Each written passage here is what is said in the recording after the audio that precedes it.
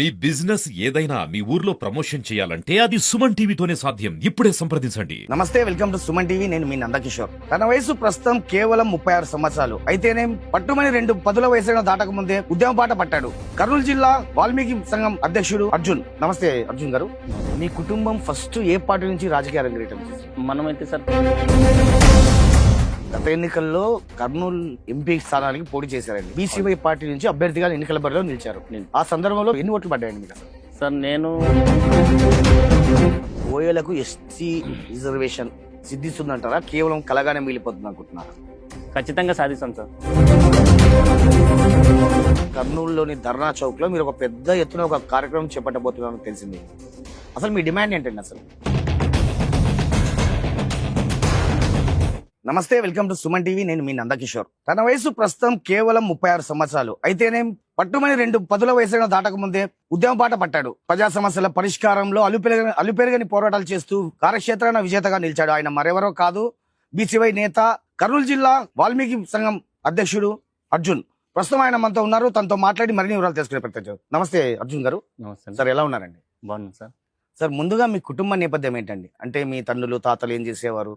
అంటే బాగా ఉన్నవారా, స్థితిమంతుల, మధ్యతరగతి చెందినవారా? సార్ మా కుటుంబం అయితే మధ్యమ కుటుంబం సార్. మా పెద్దవాళ్ళు అయితే రైతు కుటుంబం. అదేవిధంగా మనం కూడా అదే దారిలో ఉన్నాం. ప్రస్తుతం మనమైతే 7 మంది అన్నదమ్ములము, తర్వాత 4 అక్క చెల్లెలు ఉన్నాం. మొత్తం మా తల్లిదండ్రులకి సంతానం వచ్చేసి 11 మంది సంతానం సార్. ఓకే అండి. మీకున్న విద్యార్హతలు ఏంటి? మీరు ఎక్కడెక్కడ ఏమేమి చదివారు?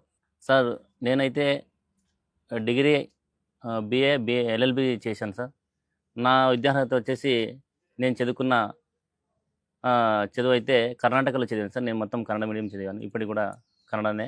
నా లా కంప్లీట్ కూడా కన్నడ మీడియంలోనే చదివాను సార్. బళ్ళారి, సిరుగుప్ప, తర్వాత ఇక్కడ ఫస్ట్ అయితే 1 నుంచి 7 తరగతి వరకు వలగుందలో చదివాను సార్. మన ఎల్లార్తి గ్రామంలో కూడా చదివాను. మీ కుటుంబానికి సుదీర్ఘ రాజకీయ నేపథ్యం ఉందంటున్నారు, ఇది వాస్తవమేనా అండి? ఉంది సార్. మనం 2013 నుంచి, అంతకుముందు మా నాన్నగారు వార్డు మెంబర్గా ఉన్నారు సార్. తర్వాత మన ఎల్లార్తి గ్రామ ప్రజలు ఇచ్చిన అవకాశం 2013 నుంచి 18 వరకు సర్పంచ్గా అవకాశం ఇచ్చారు మన కుటుంబానికి. ఆ సర్పంచ్ నుంచి మనం ఒక మెట్టుకు ఎదిగాం సార్. తీరా జడ్పీటీసీ స్థాయి వరకు మనం ఎదిగాం సార్. మీరు ఇప్పుడు బిఏ చేశారంటున్నారు, ఎల్ఎల్బి సార్. బిఏ ఎల్ఎల్బి చేశారంటున్నారు. ఓకే అండి. ఇప్పుడు మీరు మీ బతుకు బండిని లాగేందుకు మీరు ఏం చేస్తున్నారండి? వ్యాపారం చేస్తున్నారా, లేకపోతే ఏదన్నా ప్రొఫెషన్లో ఉన్నారా? ప్రొఫెషన్లో ఉన్నాం సార్. ప్రొఫెషన్లో ఉంటూ మన జాతి కోసం నిరంతరం పోరాటం చేస్తున్నాం సార్. జాతి కోసం ఉద్యమం బాట పట్టాము. మీ కుటుంబం ఫస్ట్ ఏ పార్టీ నుంచి రాజకీయ అరంగేట్రం చేసిందండి? మనమైతే సార్ పూర్వం నుంచి, ఫస్ట్ నుంచి అయితే మనకు ఊహ తెలిసినప్పటి నుంచి సార్, 2006 నుంచి మనం కూడా ఒక సామాన్య కార్యకర్తలాగా తెలుగుదేశం పార్టీకి మనం ఫస్ట్గా మనకి అంటే సీనియర్ ఎన్టీఆర్ అభిమానిగా 2006లో కూడా మనము ఒక తెలుగుదేశం పార్టీ నుంచి ఒక పార్టీలోకి ఎంటర్ అయినాం సార్. తర్వాత మన అక్కడ స్థానిక ఎమ్మెల్యే, మన కమ్యూనిటీకి చెందినటువంటి గుమ్నూరు జయరాం గారు ప్రజారాజ్యం పార్టీ నుంచి 2009లో పోటీ చేసినప్పుడు, అప్పుడు మన గుమ్నూరు జయరాం అన్న గారికి కూడా మేము సపోర్ట్ చేయడం జరిగింది సార్. అక్కడ మన గ్రామంలో కూడా అందరు ఐక్యమత్యంతో ఆయనకి అత్యధిక మెజార్టీని ఓటు ఇవ్వడం జరిగింది సార్ ఆయనకి. తర్వాత వచ్చేసి 2013లో మనకి అవకాశం వచ్చింది సార్. మనం అంతా ఇంత రాజకీయంలోకి తిరిగిన ఒక నేపథ్యంలో మనకు 2013లో సర్పంచ్గా మన గ్రామ ప్రజలందరూ కూడా అత్యధిక మెజార్టీతో, ఎప్పుడు లేని విధంగా భారీ మెజార్టీతో మనకి సర్పంచ్గా అవకాశం ఇచ్చారు సార్. ఇప్పుడు మీరు గత ఎన్నికల్లో కర్నూలు ఎంపీ స్థానానికి పోటీ చేశారండి. బీసీవై పార్టీ నుంచి అభ్యర్థిగా ఎన్నికల బరిలో నిలిచారు. ఆ సందర్భంలో మీకు ఎన్ని ఓట్లు పడ్డాయండి మీకు అసలు? సార్ మనకు నాయకుడు అంటే, మన బలమైన నాయకుడు అనే ఒక గుర్తింపు మన భారత చైతన్య యువజన పార్టీ పెట్టినటువంటి జాతీయ నాయకుడు మన రామచంద్ర యాదవ్ అన్న గారు పార్టీ పెట్టినప్పుడు మేము కూడా అప్పుడు అనుకున్నాం సార్. మేము విధాలుగా ప్రయత్నం చేశాము. ప్రధానమైన పార్టీ అయినటువంటి దాంట్లో మనకి ఏదైనా అవకాశం వస్తుందంటే కూడా కొన్ని అవకాశాలు వచ్చి అట్లే చేజారిపోయినాయి. కానీ మనం చేస్తున్నటువంటి పోరాటం, మనం చేస్తున్నటువంటి ఉద్యమ బాట, ఇవన్నీ కూడా మనమే ఒక నాయకుని ఎదిగితే బాగుంటుంది. మనకు తోడునిచ్చే నాయకుడు ఎవరంటే ఒక కొత్త పార్టీ, కొత్త రాజకీయ నాయకుడు వచ్చాడు కాబట్టి బీసీ ఒక కాన్సెప్ట్ వచ్చాడు కాబట్టి మన రామచంద్ర యాదవ్ అంటే నడిచి కూడా మనకి ఒక మంచి దారి దొరుకుతుందని చెప్పేసి బీసీవై పార్టీ వైపు మేము వెళ్ళడం జరిగింది సార్. ఆయన్ని స్వయంగా ఒకే మాటకి అన్న మా ఊరికి గ్రామానికి రావాలని చెప్పేసి ఆయన ఖచ్చితంగా వస్తాం అర్జున్ గారు మీ దీనికని చెప్పేసి మా గ్రామానికి రావడం జరిగింది. అదేవిధంగా మేము బీసీవై పార్టీలో చేరి ఆలూరు నియోజకవర్గం ఎమ్మెల్యే అడిగాం సార్. కానీ కొన్ని అనివార్య కారణం వల్ల మనకి లేదు అర్జున్ గారు మీరు సంఘం నుంచి జిల్లా అధ్యక్షుడు ఉన్నారు కదా మీకు ఇది సరిపోతుంది అని చెప్పేసి పార్లమెంట్ అభ్యర్థిగా మమ్మల్ని నియమించడం జరిగింది సార్. ఎన్ని ఓట్లు వచ్చాయండి మీకు అప్పుడు? సార్ నాకు వచ్చిన ఓటు అంటే 1400 పడినాయి సార్.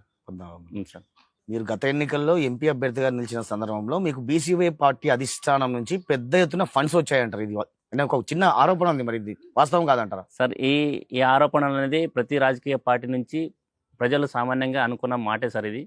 కానీ మనం ఆయన ఫండ్స్ ఇస్తాడా, ఆయన ఫండ్ నుంచి మనం ఏదో లాబింగ్ చేసుకోవాలనే ఉద్దేశం అయితే పోలేదు సార్.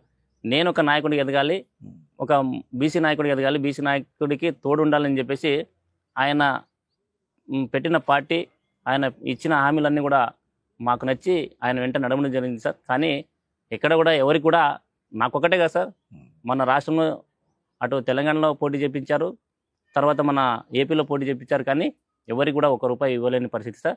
ఇవ్వలేదు కూడా. ఆయన ఒకే మాట చెప్పారు, కష్టపడండి మేము ఉంటాము, ఖచ్చితంగా రానున్న రోజుల్లో మీకు మంచి భవిష్యత్తు ఉంటుందని చెప్పేసి ఆయన అన్నారు సార్. అదేవిధంగా ఆయన దారిలోనే మేము నడుస్తున్నాం సార్. ఓకే అండి, ఇప్పుడు ఆర్థిక పరంగా కావచ్చు, సామాజిక పరంగా కావచ్చు, విద్యాపరంగా కావచ్చు, రాజకీయ పరంగా కావచ్చు, బోయల వెనుకబాటుతనానికి అసలు కారణాలు ఏమంటారు? ఈ రెండు కులాల మధ్య మగ్గిపోతున్నటువంటి జాతి మన వాల్మీకి బోయ జాతి సార్.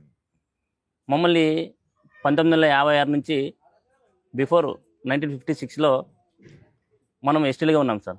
ఎప్పుడైతే మన నీలం సంజయ్ రెడ్డి గారు వచ్చారో రాష్ట్రపతి ఉన్నప్పుడు, అప్పుడు మా జనాన్ని చూసి అత్యధిక జనాభా కలిగినటువంటి మా జనాన్ని తొక్కిపెట్టే విధంగా వీళ్ళు ఎప్పుడైతే కానీ వీళ్ళు ఇదే ఎస్టీలుగా ఉంటే ఖచ్చితంగా ఏదో ఒక రోజు వీళ్ళ చేతిలో మేము అంత మగ్గిపోవాల్సిందని చెప్పేసి ఒక కుట్ర పన్ని మా వాల్మీకులను ఎస్టీలుగా ఉన్నటువంటి మా జనాభాని విడదీసి ఏజెన్సీ నాన్ ఏజెన్సీ అని చెప్పేసి 2 ముక్కలుగా చేసేసి మమ్మల్ని బీసీఏ కింద మార్చడం జరిగింది సార్. ఆర్టికల్ 14, 15, 16, 29 తర్వాత 341, 342, 371 ఈ ప్రకారం మనకి రాజ్యాంగం ఉల్లంఘన జరిగిందని చెప్పేసి మేము అందరూ కూడా భావిస్తున్నాం సార్. ఇది సార్ తాజాగా బోయలను ఎస్టీ జాబితాలో చేర్చాలనే ఒక డిమాండ్ అయితే బలంగా వినిపిస్తుందండి. అవును సార్. గతంలో ఎందుకు ఈ డిమాండ్ వినిపించలేదు అసలు? లేదు సార్, ఇది ఎప్పుడైతే మమ్మల్ని బీసీఏ కింద మార్చారో అప్పటి నుంచి మన సీనియర్ నాయకులు అందరూ కూడా ఉద్యమ బాట పట్టారు. దీన్ని గ్రహించి ఎప్పుడైతే కానీ మమ్మల్ని బీసీఏ కింద మార్చారో అప్పటి నుంచి వ్యతిరేకత అయితే మన జాతి నుంచి వ్యతిరేకత చేస్తున్నారు సార్. కానీ మన రాజకీయ నాయకులు అయితే ఎక్కడ కూడా పట్టించుకోలేని పరిస్థితి. వీళ్ళు ఇంతేలే, వీళ్ళకి ఏదో అరిచిన వాడికి ఏదో కొంచెం ముక్కేస్తే కాము ఉంటారని చెప్పేసి, అదేవిధంగా ఎవరైతే గట్టిగా పోరాటం చేశారో వాళ్ళకి అందరు కూడా ఏదో లాబింగ్ కోసం రాజకీయంగా ఎమ్మెల్సీ కానీ ఎమ్మెల్యే కానీ తర్వాత ఇట్లా కార్పొరేషన్ చైర్మన్ కానీ ఇట్లా ఇచ్చేసి మమ్మల్ని అంతా గొంతుననేది నేను నొక్కుపట్టడం జరుగుతుంది సార్. ఈ విధంగా మా నాయకులందరూ కూడా కొంచెం సైలెంట్గా అంటున్నాను సార్. అది సార్ బోయలకు ఎస్టీ రిజర్వేషన్ సిద్ధిస్తుందంటారా, కేవలం కలగానే మిగిలిపోతుంది అనుకుంటున్నారా? ఖచ్చితంగా సాధిస్తాం సార్, ఇదైతే మేము సాధిస్తాం. ఇప్పుడు మన సంఘాలన్నీ కూడా గొంతులు ఎత్తుతున్నారు కాబట్టి ఈరోజు కొంతమందికి ఎమ్మెల్యే ఎమ్మెల్సీలు అన్నీ వస్తున్నారు. గతంలో 1-2 తప్ప ఒకరు ఎమ్మెల్యే ఒకరు ఎంపీ ఉంటుంది సార్. ఈ నేపథ్యంలో ఈ కాలంలో కూడా ప్రతి పార్టీలో కూడా మన అసెంబ్లీలో ఉన్నది మేము చూస్తున్నాం సార్. ఇప్పుడు వైఎస్ఆర్సీపీ కావచ్చు, బీజేపీ కావచ్చు, తర్వాత టీడీపీ కావచ్చు ఉన్నారు సార్.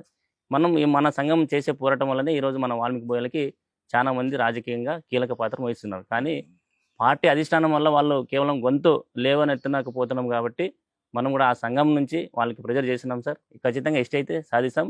వీళ్ళకి కానీ ఎస్టీ కానీ ఇవ్వకపోతే ఖచ్చితంగా రానున్న రోజుల్లో మనం మన ఉద్యమం ఎట్లా ఉంటుందంటే, గతంలో కూడా మన జగన్మోహన్ రెడ్డి గారు మనకి ఇచ్చిన మాట నిలబెట్టుకోవడం, ఆయనకి మనం తగిన బుద్ధి చెప్పడం జరిగింది ఓట్లతో.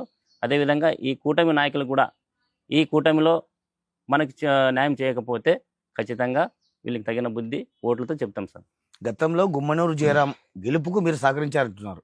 మరి అదే గుమ్మనూరు జయరాం మిమ్మల్ని చాలా ఇబ్బంది పెట్టాడు ఒకనొక సందర్భంలో. ఇది వాస్తవం కాదంటారా? ఇబ్బంది అంటే సార్, మనం తెలుగుదేశం పార్టీ అప్పట్లో మనకి లాస్ట్ టైంలో జెడ్పీటీసీ ఎన్నికల్లో జరిగినప్పుడు మంచి భవిష్యత్తు ఇచ్చింది తెలుగుదేశం పార్టీ జెడ్పీటీసీగా. అప్పట్లో ఉన్నటువంటి ఇన్ఛార్జ్ గారు కోట్ల సుజాతమ్మ గారు ఉండేది, తర్వాత అంతకుముందు వీరభద్రగౌడ్ గారు ఉండేది. అప్పుడు ఉన్నప్పుడు మనకి మా కీలక పార్టీలో ప్రధానమైన కొన్ని కార్యక్రమాలు చూసి వీలైతే ఖచ్చితంగా మండలాన్ని శాసిస్తారు, మండలానికి ఒక మంచి నాయకుడు దొరికారనే ఉద్దేశంతో మాకు జెడ్పీటీసీగా అవకాశం ఇచ్చారు సార్. కానీ కొన్ని మనలో మనకి వ్యతిరేకత అయి మన నాయకుడు మీరు చెప్పినట్టు ఆయన వల్ల ప్రెజర్ పెట్టించి, ఆయన మినిస్టర్ ఉన్నాడు కాబట్టి మనోడు గెలిస్తే, అపోజిషన్ పార్టీలో గెలిస్తే రేపు నాకే మచ్చ అవుతాడని చెప్పేసి ఒక ఆలోచనతో, ఒక చక్రవ్యూహతో ఒక రాజకీయ వ్యూహం పని మమ్మల్ని విత్డ్రా చేయించడం జరిగింది సార్. ఇది సార్. కర్నూలు జిల్లా వాల్మీకి సంఘం అధ్యక్షుడిగా మీరు మీ సామాజిక వర్గానికి చేసే సేవా కార్యక్రమాలు ఏంటంటే సార్? నిరంతరం మేము గల్లీ నుంచి ఢిల్లీ వరకు కూడా మా జాతి కోసం, నేను జిల్లా అధ్యక్షుని అవ్వకముందు కూడా చాలా చేశాం సార్. 2013 నుంచి 18 వరకు మా సర్పంచ్ ఉన్నప్పుడు కూడా జాతి కోసం ఎప్పుడు కూడా మేము సహకరించాం.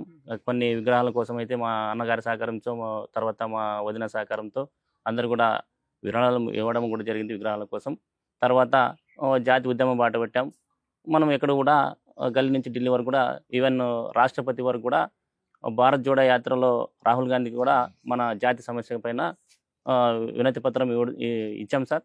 దానిపైన నిరంతర పోరాటం చేస్తూనే ఉన్నాం సార్. జాతి కోసం అయితే ఎల్లప్పుడూ కూడా సేవలు చేస్తాం. మన జాతికి ఎక్కడైతే అన్యాయం జరుగుతుందో, ఎక్కడి నుంచి ఫోన్ కాల్స్ వచ్చినా, ఇక్కడ పోలీసులు ఇబ్బంది పెట్టినా, ఎవరైనా ఇబ్బంది పెట్టినా కూడా స్పందిస్తున్నాం సార్. కర్నూలులోని ధర్నా చౌక్ లో మీరు ఒక పెద్ద ఎత్తున ఒక కార్యక్రమం చేపట్టబోతున్నారని తెలిసింది. సార్ అసలు మీ డిమాండ్ ఏంటండి అసలు? సార్, మా డిమాండ్స్ ప్రధాన అంశం ఎప్పటి నుంచో కోరుకుంటున్నాం. అన్ని విధాలుగా మోసపోతున్నటువంటి జాతి ఏదైనా ఉందంటే కులవృత్తి లేని జాతి మన వాల్మీకి బోయ జాతి సార్. మన నాయకులు, సీనియర్ నాయకులందరూ కూడా ఇప్పటి వరకు పోరాటం చేస్తూనే ఉన్నారు. మనకు స్వాతంత్రం వచ్చి 79 సంవత్సరం అవుతుంది, కానీ మా జాతికి రాలేదు సార్. మనం కులవృత్తి లేని జాతి. అప్పట్లో మన బోయ వాళ్ళు వేటాడేవాళ్ళు, దొంగతనం చేసేవాళ్ళని చెప్పేసి ముద్రపడింది. ఆ విధంగానే ఈరోజు మనకి కులవృత్తి లేవు సార్. దానిపైన మా డిమాండ్ ఎస్టీ కావాలి, పునరుద్ధరణ. ఆల్రెడీ ఇంతకుముందు ఉండింది, మాకు కొత్తగా ఇవ్వండి అని చెప్పేసి అడగటం లేదు. మా డిమాండ్ అయినటువంటి ఎస్టీ మనకి తిరిగి ఇవ్వండి, పునరుద్ధరణ చేయండి అని చెప్పేసి అడుగుతున్నాం సార్. అదేవిధంగా సెక్యూరిటీ రెజిమెంట్ అంటే కొన్ని రాష్ట్రాల్లో సిక్కులకి ఒక తలవారు కానీ అట్లా మనకి సేఫ్ సార్.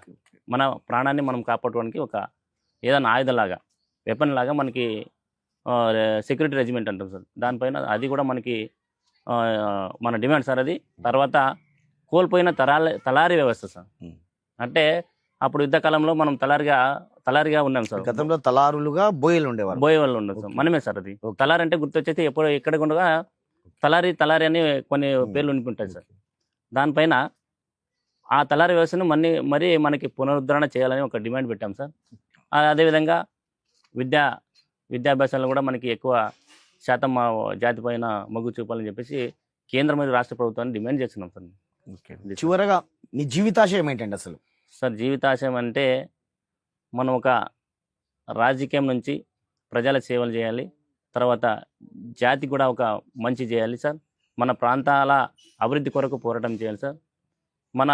ఇప్పుడు మనం చేసినటువంటి పోరాట ఇక్కడ మనం మాత్రమే, మన చుట్టుపక్కల ప్రాంతంలో మాత్రం ప్రజలకు మాత్రమే అర్థమవుతుంది. కానీ రాష్ట్రం మొత్తం వినపడాలంటే ఒక చట్టసభలో ఖచ్చితంగా మనమైతే ఉంటే, మా వాణిని వినిపిస్తే ఖచ్చితంగా కేంద్ర మరియు రాష్ట్ర ప్రభుత్వాలు కూడా మా వైపు చూపిస్తారని చెప్పేసి మా గోల్ అయితే ఒక చట్టసభలో వెళ్ళి మన ప్రజల సమస్యలపైన పోరాటం చేయాలనే మా కాన్సెప్ట్ సార్. మా డిమాండ్ కూడా, మా గురి కూడా సార్ అది. Okay, thank you very much. Thank you sir. Kurnool జిల్లా వాల్మీకి సంక్షేమ సంఘం అధ్యక్షుడిగా తాను భవిష్యత్తులో ఈ సేవా కార్యక్రమాలను మరింత విస్తృతం చేస్తానని ఆ సంఘం అధ్యక్షుడు అర్జున్ చెప్తున్నారు. ఎస్టీ రిజర్వేషన్ సాధనే తమ ప్రధాన డిమాండ్ అని ఆయన స్పష్టం చేస్తున్నారు. కెమెరా పర్సన్ నాగబాబుతో నందకిషోర్, సుమన్ టీవీ, కర్నూలు ఉమ్మడి జిల్లాలో.